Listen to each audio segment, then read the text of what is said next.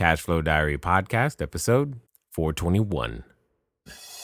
Welcome to yet another exciting episode of the Cashflow Diary podcast, the podcast that teaches you insider tips, tactics, and strategies for creating leverage streams of cash flow into your life. Learn from top-performing entrepreneurs, business owners, investors, and thought leaders from across the globe as they share their secrets to success. Like what you learn on this and other Cashflow Diary podcast episodes? Go to learninvestingnow.com and sign up to receive powerful tips and information that will help you succeed as an entrepreneur and investor. Now, here's your host, investor, entrepreneur, business owner, educator, speaker, author, and master facilitator of Robert Kiyosaki's cash flow game, Jay Massey.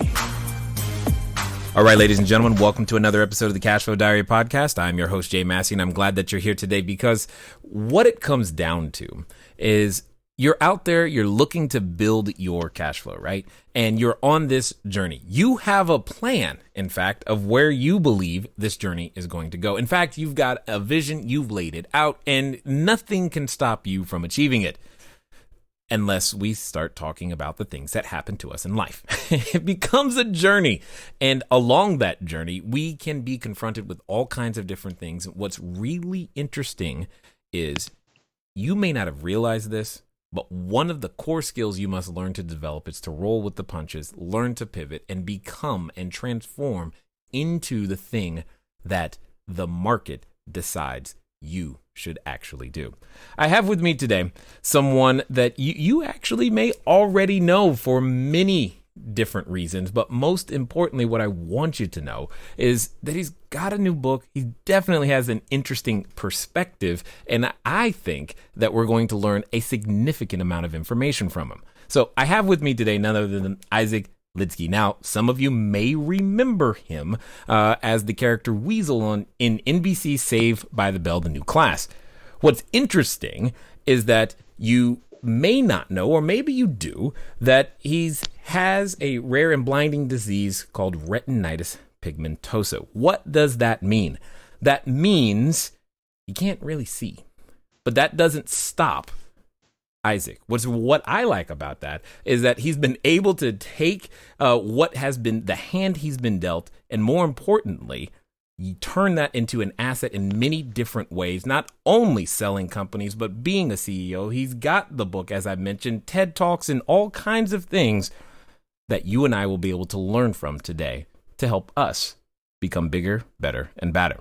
So, ladies and gentlemen, make sure you take out that notepad, the iPad, or whatever it is that you feel like capturing this information on, because I have a feeling you're going to put this one on repeat. Help me welcome none other than Isaac Lidsky. Isaac, you there? Yes, I'm here. Thank you so much. You are quite welcome, sir, and I am glad that you are here. Now, with this being your first time here, I tend to ask everybody the same question the first time that they're here. Are you ready? Sure. All right. I tend to look at today's entrepreneurs a lot like yesterday's superheroes. So, Batman, Robin, Wonder Woman, etc. And I think entrepreneurs and superheroes have a ton of things in common. Chief among them is that occasionally as an entrepreneur, we can envision ourselves as, flying around, maybe with a cape or tights and all these things, but we're saving our customers with our products and services. But also, like a superhero, an entrepreneur has a beginning. So, if you think about, Peter Parker and Spider-Man, there was a time before Spider-Man was the Spider-Man that we all know and love today, to where he was just a college student going to school, trying to get some, photos so that he could make sure that the ends of months met together. So my question to you is as follows. What we want to know is, before the Saved by the Bell, before the TED Talks, before your new book, Eyes Wide Open, before everything that people know you for today, who is Isaac Lidsky? So, I grew up. lived a very sort of a Hollywood fairy tale life. Okay. I was born to a middle class family. Parents who loved me and nurtured me. Great intellect. School was easier for me, and I loved it. And I grew up thinking that it was a pretty, standard American sort of fairy tale story. Like I said, now I did have this childhood acting career. I did a diaper commercial when I was 6 months old. Wow. And it was sort of all downhill from there. So it's hard to figure out who Isaac Lidsky was before acting. Yeah, I can see that. I can see that. It's been a part of your DNA from the beginning. Yes. Got it. So, but take us on this journey, because I know for a lot of people, especially as entrepreneurs, most of us don't wake up one day and just go, I'm going to be an entrepreneur and I'm going to have a business and do TED Talks and write books and do these things. There's usually a process of becoming something. So what was that like for you? When I was 13, right around the time I moved out to Los Angeles to do Saved by the Bell, is when I was diagnosed with my blinding disease, retinitis pigmentosa. So, that was a pretty big kind of pivot point in my life. And at first, I was terrified, and I knew that blindness was just going to ruin my life. I thought that as I sort of progressively lost my sight, I would also lose my independence and my ability to achieve. And I just thought I was destined for this sort of unremarkable life, small and sad, and probably pretty lonely. Yeah. And that was that was a fiction. One of my fears. It was lies. But in the early years, I believed it. Yeah. I think there's a number of entrepreneurs who are feeling or have felt those types of things. Maybe they're in business and they have something happen to them. So where does the courage, so to speak, come from? Because clearly that's not how the story ends, but it's definitely a reality of what can happen. Maybe, someone experienced the idea of a whole stream of revenue disappearing. Not to say that losing revenue is anywhere near the same as losing eyesight, but it can feel very similar to some people because it was their whole world, in some way, shape, or form. So I guess my question to you is, through that process, going from, terrified and knowing that this is something that is coming for you, because my experience with RP is simply that it happens progressively over time and is not instantaneous in a lot of cases. And you knew this is coming, and yet at 13, you're dealing with all of these things on top of it. Where does the courage to continue even come from? All of us, you're right. All of us confront, our challenges, right? Loss of a job, loss of a customer, end of a relationship and all that. And I don't think we can, compare or evaluate which ones are worse or better or kind of how bad they are. It's true that, particularly in the face of the unknown and sort of times of crisis or challenge, that's where our fears kind of step in, and it can be really pernicious because, in the face of the unknown, fear shows up with all these sort of awful ideas. Psychologists call it awfulizing, right? But we visualize, we imagine the worst case scenario, and we spend a lot of time with dark imaginings and doom and gloom. And it feels so real that if we're not careful, if we're not aware, it becomes real. But in the way in which I lost my sight, you're exactly right, was sort of progressive over time. It took about a dozen years. And over those dozen years, I sort of literally saw the illusion of sight kind of breaking apart, in my mind. I mean, so you think about what it feels like to see, right? It's immediate, it's passive. Like you open your eyes, there's the world. Like we even say seeing is believing. Right. I saw that that's not true at all. Sight is this masterful, complex sort of virtual reality that your brain creates for you. And it's unique, it's personal, it involves far more than just information from your eyes.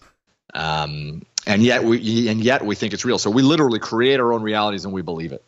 And that was the profound insight that blindness gave me that really made blindness ultimately one of the best things that ever happened to me in my life.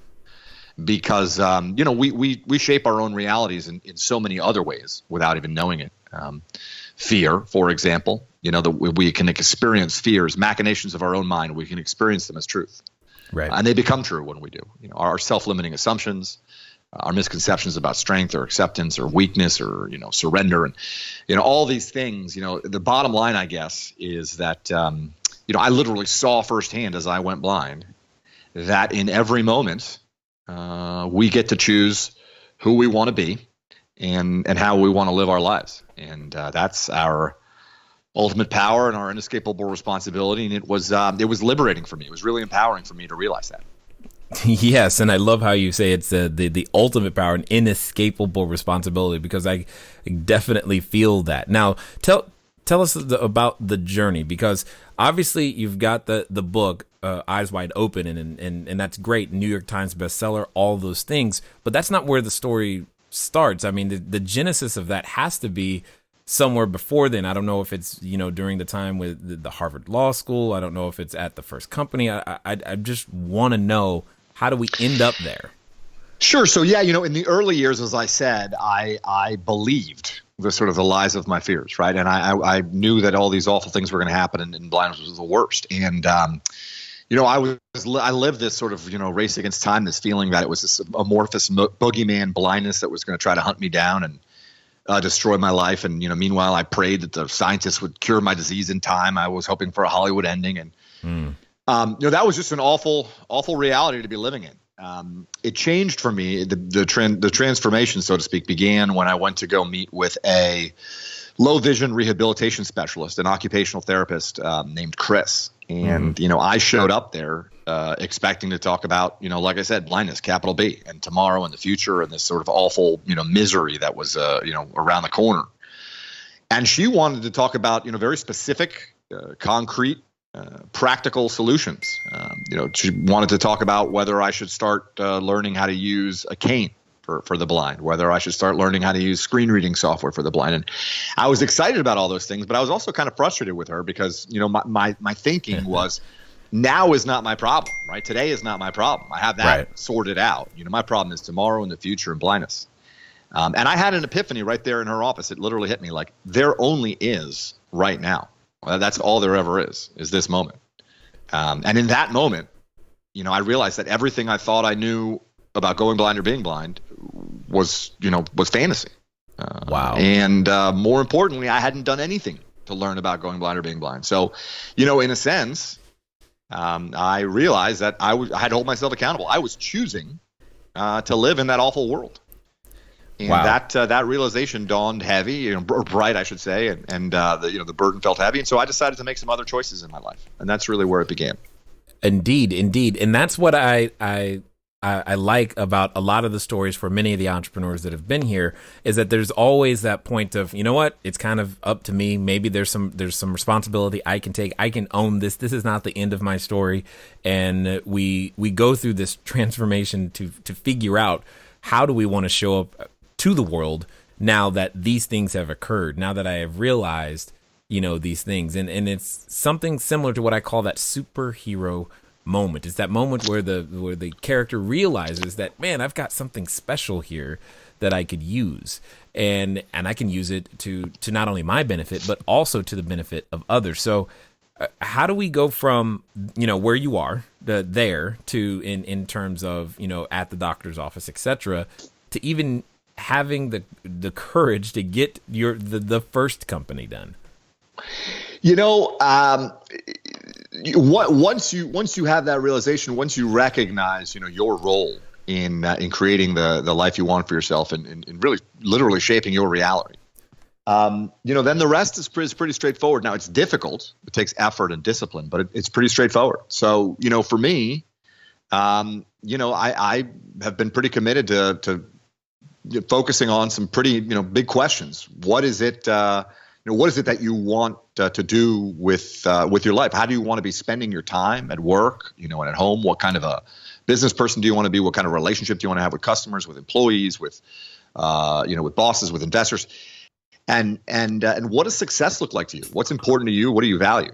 And they're big questions. It's easy to kind of roll your eyes and say, yeah, whatever. But the truth of the matter is, whether we realize it or not, whether we like it or not, whether we want it to be so or not, we are answering those questions every moment we're here, with every thought, with every action, with every emotion. So, for me, it makes a heck of a lot more sense to answer those questions with awareness and intention and purpose than to kind of persist as reaction or happenstance in life. So, I guess that's a long-winded way of saying that throughout my life, at different chapters, different periods along the way, I've made changes and entered sort of new chapters or new challenges really on the basis of what was important to me and where I was, in terms of my family life and all that kind of in those moments. And it's been a heck of a ride. Like you said, I've had a legal career, an acting career, an internet startup career, run a construction services company these days. And, along the way, wrote this book and do a lot of corporate speaking. So it's been great. I love it. Well, okay, hold on. You said that really quickly, and there's some people who are like, hold on, did he just say all of those things? And I'm like, yes, he said all of those things, which actually leads me to something that I think is true, and I'm curious to hear your perspective in the sense that would you, if you could, say, imagine a situation or a world or a version of yourself where RP did not enter into your life. Do you think some of the things that you have just said, from the legal career to the construction companies, the startups, etc., are those even would you have dared? Would it have been as important? Would you have had what it takes to make those things happen? So, I argue in one of the chapters of my book that question is impossible to answer, and that even posing the question is not necessarily terribly useful. That said, I'll put it this way. I wouldn't change a thing about my life. Right. Not a thing. Going blind, like I said, was one of the greatest blessings. It was a unexpected blessing. But it was one of the greatest blessings there is. And I live a life filled with joy and fulfillment and success. And it's largely because of the lessons I learned, the insights that I gained as I lost my sight. And I wouldn't trade that for anything. Well, what I find interesting is that I first of all, I like the title, but I really like the subtitle: Overcoming Obstacles and Recognizing Opportunities in a World That Can't See Clearly. Oftentimes in my own, work with entrepreneurs, it's just literally looking at things differently, the same situation that they're already facing, that then reveals the solution that was actually already there and dare I say, before their eyes. I guess my question becomes, what are some of those things or situations that you've encountered, or either as a business owner in your legal career, etc., that might be able to help an entrepreneur who's thinking like, I can't see a way around this, that you are like, oh, these are very common. This is a very unfortunate way of thinking, and you're thinking this way simply because you can see, and you're not thinking of how to look in a completely different fashion. Hello there, entrepreneur. This is Jay Massey, and what I want to say to you is that the number one mistake that I have ever made in business, number one, has been waiting too long to do the books, waiting too long to get the bookkeepers, the accountants, the CPAs, the CFOs involved, and I don't want you to make that same mistake. That mistake cost me over 6 figures, and now for a significant discount, you have the ability to get your books together using FreshBooks. So what I want you to do is I want you to go over to gofreshbooks.com/cashflow diary. Again, that's gofreshbooks.com/cashflow diary. FreshBooks is the easy to use software designed to help you, the small business owner, the freelancer, get organized and save time on invoicing, getting paid faster, keeping those books in order so that it becomes a bonus for you to do your taxes as opposed to a burden. Go over to gofreshbooks.com/cashflow diary and get started today. And now let's get back to the rest of the story. Yeah. Too often, it's a real shame. Too often we can be our own worst enemies, right? So, we tell ourselves these stories, we have these narratives, we make sort of self-limiting assumptions about ourselves. We tell ourselves things about what we can and cannot do, about our, quote unquote weaknesses. And, we believe our fears and we frankly oftentimes have a hard time listening to, one another, let alone our own sort of hearts and souls. So, for me, living eyes wide open is really about kind of taking a step back and recognizing, our role in all those things, and recognizing that ultimately it's our choice to develop the narrative we want for ourselves. In the business world, I think, where that often one area in which I found that can get us into trouble is I think a lot of times entrepreneurs will set out to build or develop to market the product or service that they're really excited about, that they want to sell. And those can be interesting, but I can tell you, it's often a heck of a lot more lucrative and rewarding to figure out the products or services that your customer wants to buy. Right. So, that in that sense, I think, really just asking a lot of questions, keeping an open mind, always taking in information, and not necessarily letting your own voice or voices in your head kind of drown out what the world's trying to tell you. Right. And I can imagine that oftentimes we're faced with so many different choices of what the world is trying to tell us, shape us, and you've been in a unique position where you were forced to come up with that vision extraneous to that. There was no way you could rely upon what the world was going to say, because the world doesn't exactly say that, hey, you can still go do all of these great things even though this is your situation. But my question becomes, why did you feel the need to write this book, but not just write it, but specifically address the audience you're addressing? Yeah, so this book is not about blindness. Right. It's not about disability. It's not even just about challenges, as you said. Why did I write the book? I wrote the book because I am convinced that the kind of the peek behind the curtain, so to speak, into the sort of see the wizardry of the mind, the awesome power of the human mind. What I glimpsed and what I was, able to learn from that view has been such a phenomenally powerful and positive force in my life, and I am convinced that anyone can see what I see if they want to, if they choose to. This is a vision; it's a philosophy that's for everyone. So I've long wanted to write the book, and I'll tell you, my wife and I had triplets in September of 2010. And between the sort of triage of infant and newborn triplets and some new business ventures and stuff, I had my hands full, literally and figuratively. And but 3-4 years in, with my business, my current business succeeding beyond my wildest imagination, and the kids kind of getting to a point where I can imagine them someday reading a book. I wrote the book, I think, first and foremost for them. I see. With them in mind. Got it. That makes sense. And I hope they will read it. I hope they will read it someday, and I hope that they will see life the way I see it. Okay.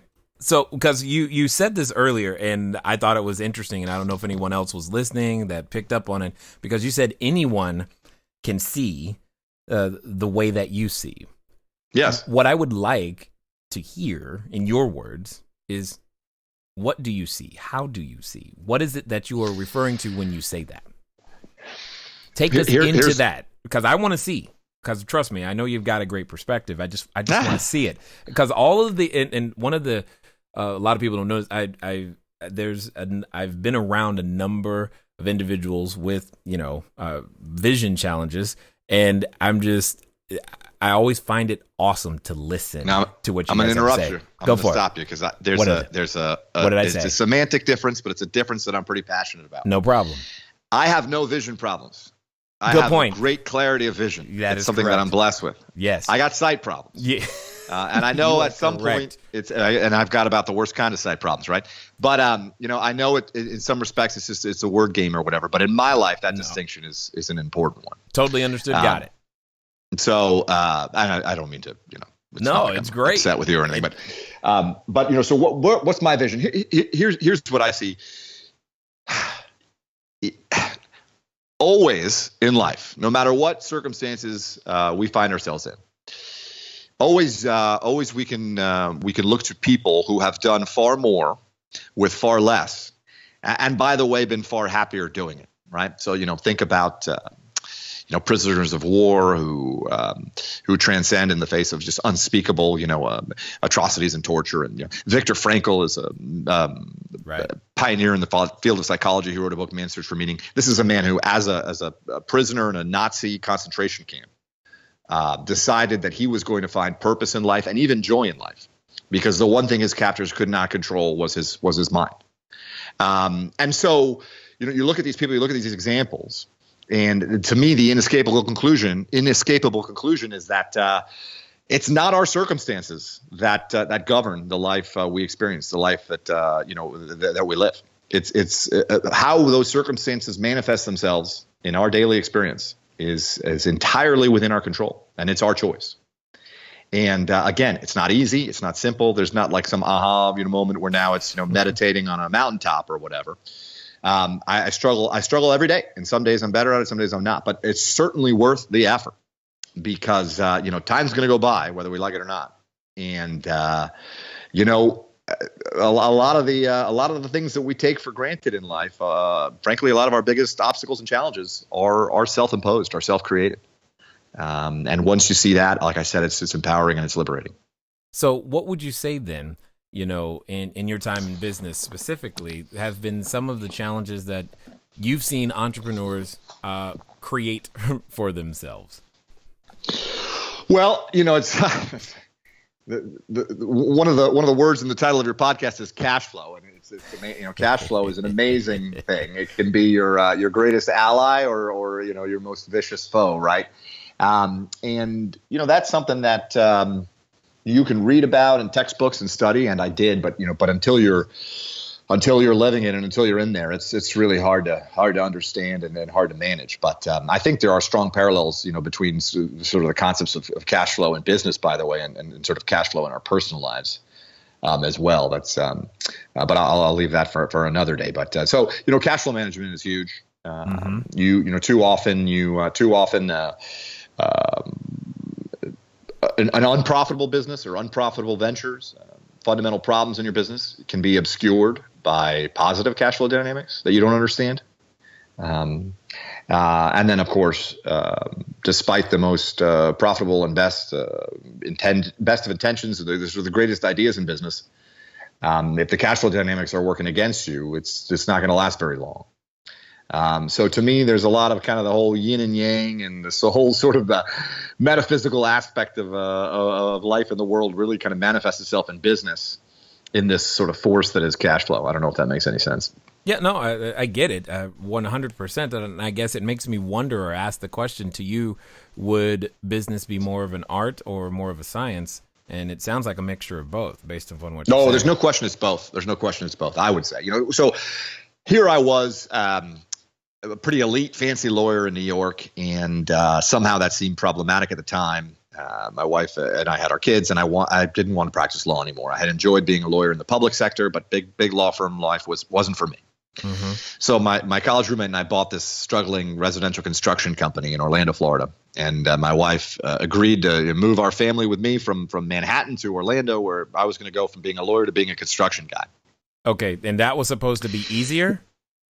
What could possibly go wrong, right? I mean, what could possibly go wrong? Okay. No, I mean, not easier, but it was supposed to be a better quality of life. Above all else, I wanted to spend time with my kids. I wanted a yard behind the house. Got it. And all those things. Well, lo and behold, these two Harvard guys who decided to buy a construction company in Orlando.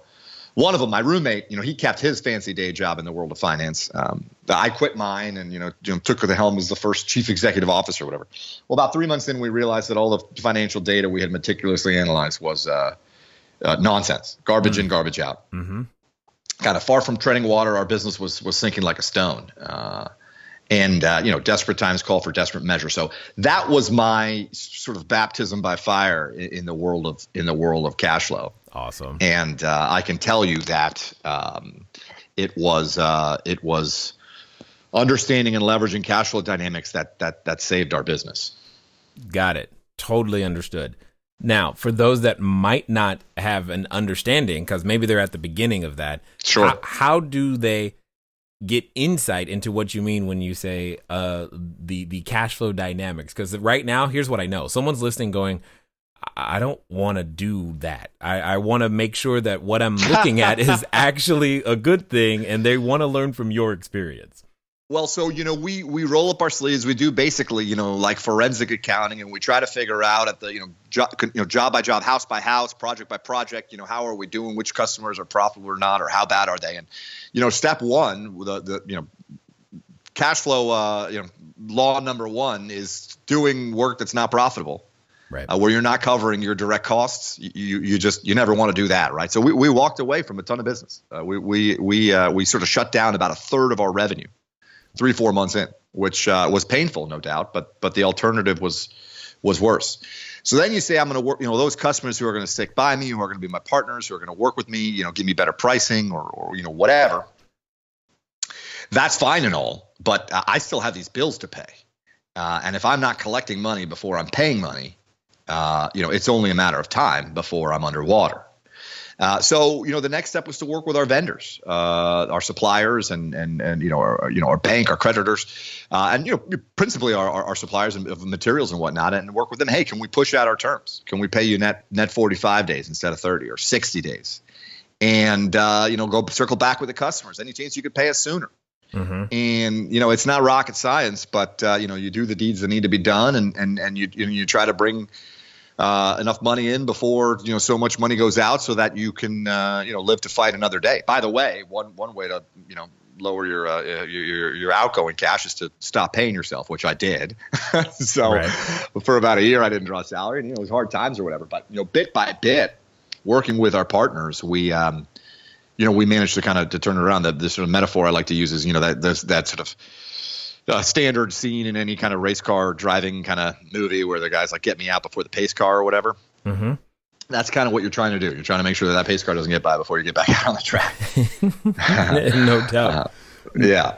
Now, with that being said, though, I'm assuming not only this experience, but in the fact that just the sheer fact that you're in the real estate world of some kind. And I know that you often have to see opportunities that others don't see because they're usually presented as an obstacle at the beginning. What are some of those times where either in business or et cetera that others saw obstacles but you saw opportunities? Well, that's the fundamental story of my current business, ODC Construction. I mean, my college roommate Zach and I, and end of 2010, beginning of 2011. When the economy was in a state of misery, globally, and when industries like residential construction were at like literally once in a lifetime lows, and it was just, misery and pain. Mm-hmm. And we showed up and said, hey, this is a great time to kind of take a look at the market and say, if and when it does recover, what opportunities is that going to present for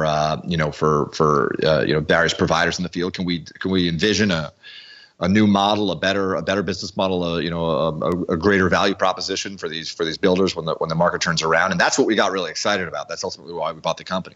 But now, hold on 1 second though. There's someone listening who wants me to argue with you and say, but how did you know, Isaac? How did you know? Because all of the signs did not point to, yes, this is a great time to buy. It was possible that we were going to be a year or 2 or 3 years too early. And it was even possible that if we were that early in the sort of recovery, we would fail because of it.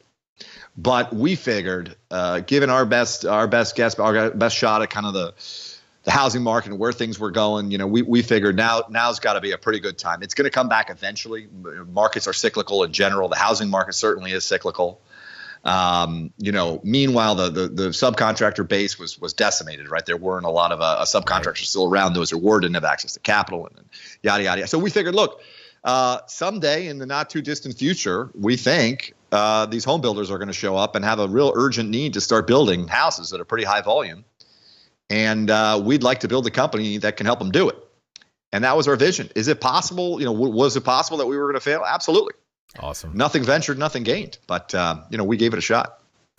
Clearly. Now, with that being said, though, what would you say to the person who can't seem to get themselves? They feel like they want to be there, but the fact is that they can't find that guarantee to move forward.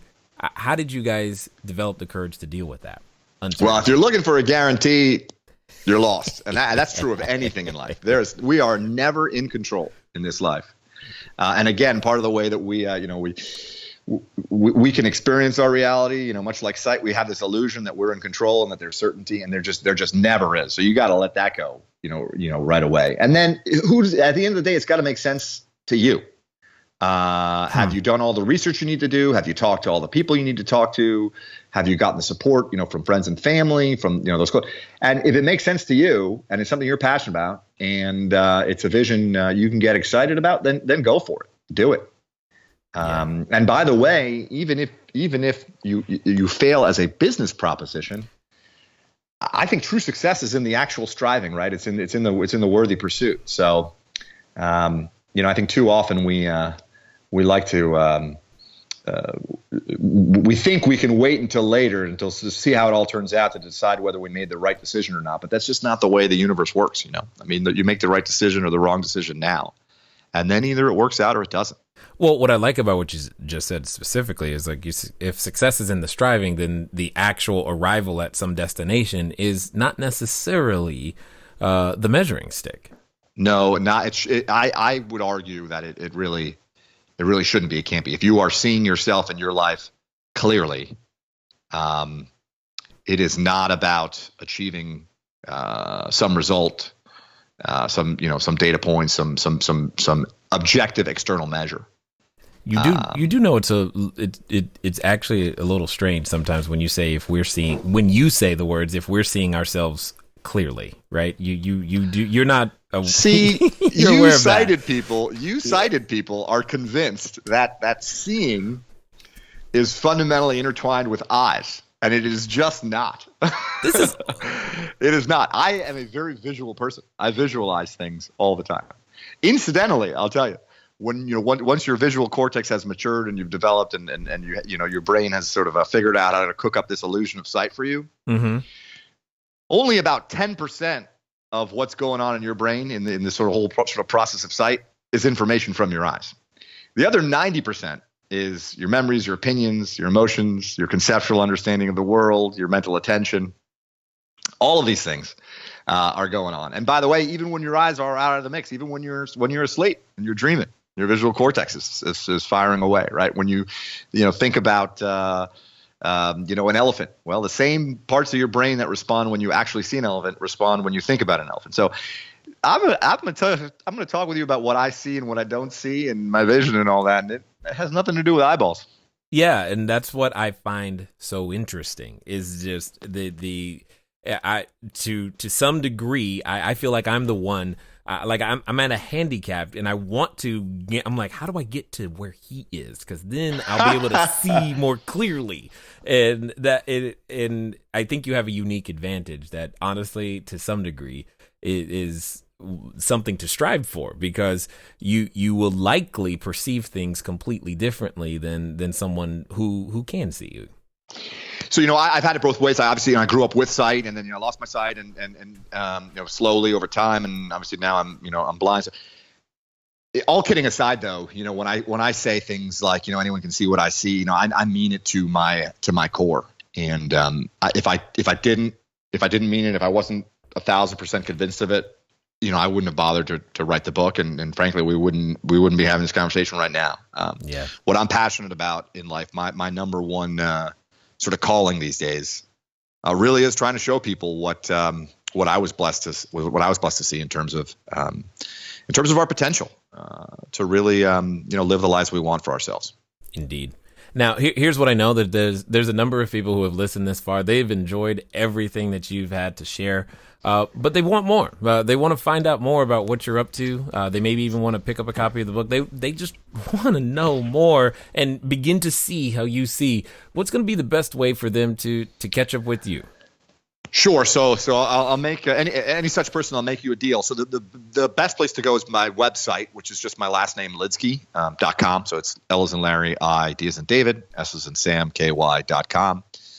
There's information about the book. I have a blog. There's a link to my TED Talk there. It's all there. Now, here's where the deal comes in. I genuinely want to know what you think. Questions, comments, concerns. Do you think I'm full of baloney? Whatever you think, I want to know. I'm curious. I read every submission of forms to my website, every email, and I intend to keep doing so as long as it's practicable. And I genuinely do want to know. So please check it out, but please let me know what you think. Indeed, I think they will do exactly that. Now, before we jet, I've got one final question that I'm really eager to hear your answer, actually. So let's pretend for a moment that there's a person who is, standing on the precipice. They think, what, I'm going to become that entrepreneur. I'm going to throw my hat in the ring. I'm going to deal with obstacles and I'm going to make this thing happen. They're going to actually put on that superhero outfit. They're standing in front of the store, picking out their cape and tights and going, I'm going to do this thing.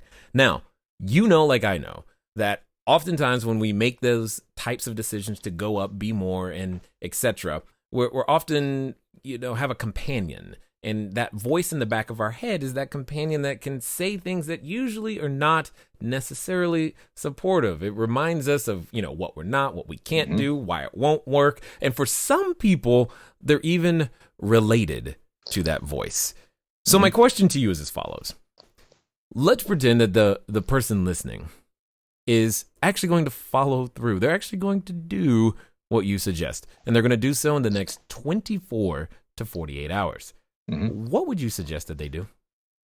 So you've gotten to the heart of the matter, my friend. So I call that voice the critic, and we all confront real critics, but more profoundly, we all have that critic in our minds, that internal voice, that nasty voice that you mentioned. But we also all have a lot of strength within. We're born that way. That's how we're wired. It's in our DNA.